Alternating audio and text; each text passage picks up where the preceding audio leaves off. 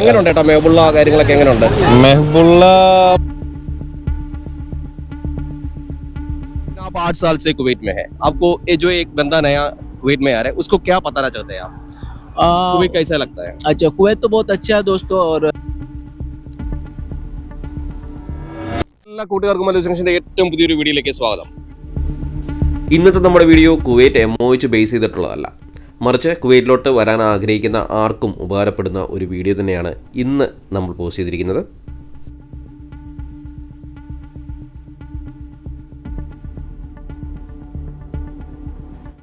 ഇതിനു മുമ്പുള്ള പല വീഡിയോയിലും നമ്മൾ കുവൈറ്റിൻ്റെ ഡീറ്റെയിൽസ്, അതായത് കുവൈറ്റിലെ ജീവിത ചെലവുകളെ കുറിച്ചിട്ടും അല്ലെങ്കിൽ ഇവിടുത്തെ ലൈഫിനെ കുറിച്ചിട്ടൊക്കെ കുറേയൊക്കെ വീഡിയോസ് നമ്മൾ ചെയ്തിട്ടുണ്ട്. അതെല്ലാം നിങ്ങൾ കണ്ടു കാണിട്ടുണ്ടാവും. പക്ഷേ ഈ വീഡിയോയുടെ ഒരു പ്രത്യേകത എന്ന് പറഞ്ഞു കഴിഞ്ഞാൽ നമ്മളൊരു ഫാമിലിയിലേക്ക് നേരിട്ട് ഇറങ്ങി ചെല്ലുകയാണ്.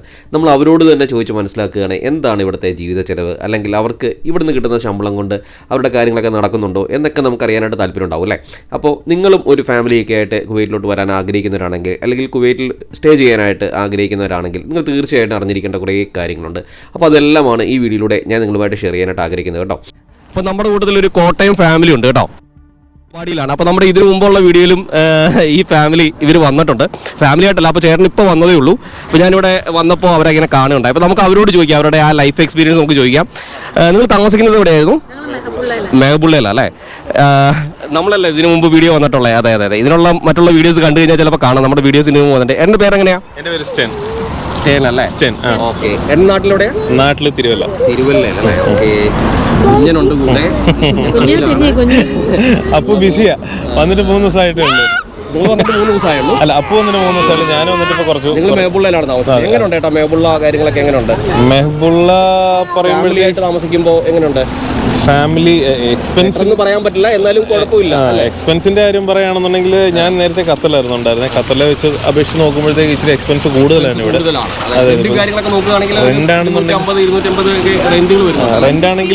റെന്റ് ആണെങ്കിലും അല്പം കൂടുതലാണ്.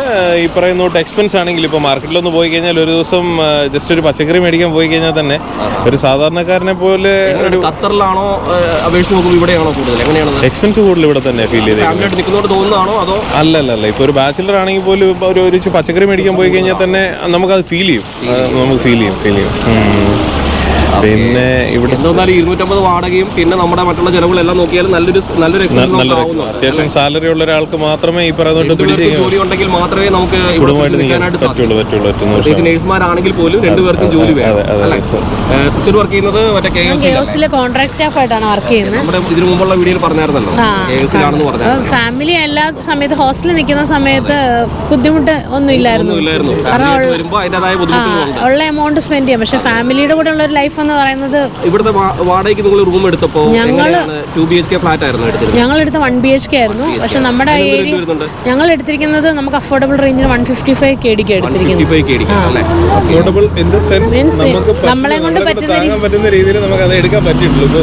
പക്ഷെ നമുക്ക് കുഴപ്പമില്ല. പക്ഷെ ഏരിയ എന്ന് പറഞ്ഞു കഴിഞ്ഞാൽ അത്രയും പിള്ളേരെയും കൊണ്ടൊന്നും അങ്ങനെ പ്രത്യേകിച്ച് ഇവൻ വന്നിട്ട് 3 ദിവസമായിരുന്നു. ഇല്ല, ജസ്റ്റ് വന്നിട്ടേ ഉള്ളൂ. ഞാൻ ഡെലിവറിക്കായിട്ട് നാട്ടിൽ പോയതാ.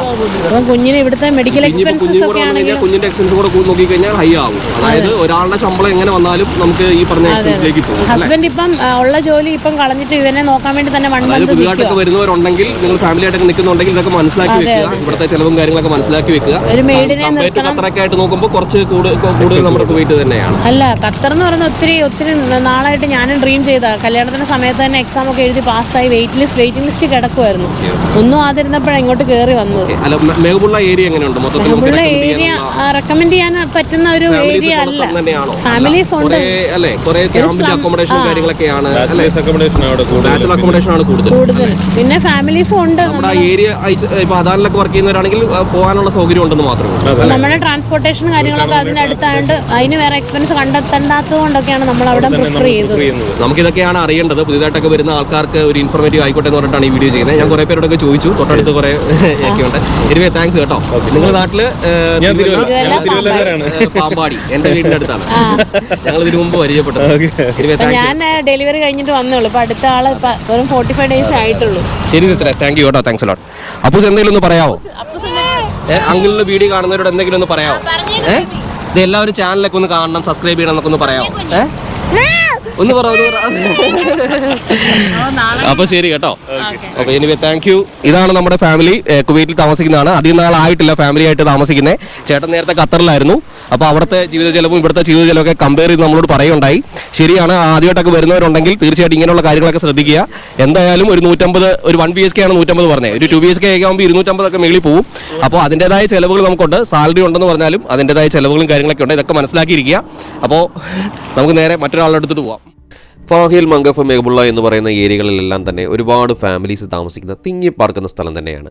ഇപ്പോൾ നമ്മൾ പരിചയപ്പെട്ട ഫാമിലി എന്ന് പറയുന്നതും അവരും താമസിക്കുന്നത് ഈ പറഞ്ഞ മെഹബുള്ളയിലാണ്. അപ്പോൾ മെഹബുള്ള എന്ന് പറയുന്നതിനെപ്പറ്റി ഞാൻ ഇതിനു മുമ്പും ഒരു വീഡിയോയിൽ പറഞ്ഞിട്ടുണ്ടായിരുന്നു. ഒരുപാട് ലേബേഴ്സ്, അതായത് ഒരുപാട് കമ്പനികളിൽ ജോലി ചെയ്യുന്ന ആൾക്കാരുടെ അക്കോമഡേഷൻ കൊടുത്തിരിക്കുന്ന ഒരു ഏരിയയാണ് ഈ പറഞ്ഞ മെഹബുള്ള അല്ലെങ്കിൽ ഫാഹിൽ, മംഗഫ് പോലുള്ള ഏരിയകളിൽ. അപ്പോൾ അതുകൊണ്ട് തന്നെ അതിൻ്റേതായ ക്രൗഡും കാര്യങ്ങളൊക്കെ അവിടെ ഉണ്ടാവും. അവിടെ ഫാമിലീസൊക്കെ റൂമുകൾ എടുത്ത് താമസിക്കുന്നത് വളരെ കുറവാണ്. ഇനി നമുക്ക് ഒരു ബാച്ചിലർ ലൈഫ്, അതായത് വർഷങ്ങളായിട്ട് ബാച്ചിലർ ലൈഫ് ജീവിക്കുന്ന ഒരു കമ്പനിയിൽ ജോലി ചെയ്യുന്ന ഒരു സ്റ്റാഫെത്തിയാണ്. അപ്പോൾ അദ്ദേഹത്തിൻ്റെ എക്സ്പീരിയൻസും കൂടെ നമുക്കൊന്ന് കേട്ടിട്ട് വരാം. നമ്മുടെ കൂട്ടത്തിലൊരു ബായ് ഉണ്ട്. അതായത് അദ്ദേഹം കുറേ കാലമായിട്ട്, അതായത് മംഗഫിൽ താമസിക്കുന്ന ഒരു വ്യക്തിയാണ്. അപ്പോൾ ഇതുപോലെ കുവൈറ്റിൻ്റെ ലൈഫ് സ്റ്റൈലും അല്ലെങ്കിൽ കുവൈറ്റിലെ ലൈഫും കാര്യങ്ങളൊക്കെ ഷൂട്ട് ചെയ്യുന്നതിൻ്റെ കൂട്ടത്തിൽ ഞാൻ അദ്ദേഹത്തെ കാണുണ്ടായി. നമുക്ക് അദ്ദേഹത്തെ ഒന്ന് വിളിച്ച് നോക്കാം. അദ്ദേഹത്തിനോട് ഇവിടുത്തെ ഡീറ്റെയിൽസും കാര്യങ്ങളൊക്കെ നമുക്ക് ചോദിക്കാം കേട്ടോ. भैया जी। हाँ नमस्कार। हाँ नमस्कार, कैसे हैं? मैं ठीक हूँ, आप कैसे हो? बस बढ़िया है, बढ़िया है। आप कहाँ से हैं? मैं इंडिया से हूँ, बेसिकली उत्तर प्रदेश से। उत्तर प्रदेश से? जी अच्छा, हाँ। ठीक है। कितना साल हो गया? यहाँ पे 7 साल हो गया हमको कुवैत में। इधर क्या काम करते हैं?